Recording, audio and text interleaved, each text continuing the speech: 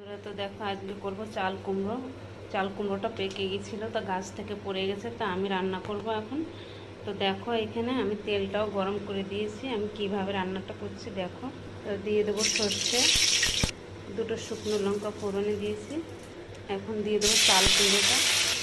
আমি চাল কুমড়োটা নেড়ে চেড়ে নেবো। চাল কুমড়োটা আমি আগের থেকে লবণ মিশিয়ে রেখেছিলাম, তাই এখন হলুদ দিয়ে আমি নেড়ে চেড়ে নেব। দিয়ে দিলাম হলুদ। তো এইখানে দেখো লঙ্কা সর্ষেটা বেটে নিয়েছি। তো দেখো চাল কুমড়োটা ভাজা ভাজা গেছে। এখন দেবো সর্ষে বাটাটা দিয়ে নেব। তো এখন দিয়ে দেবো সামান্য তেল,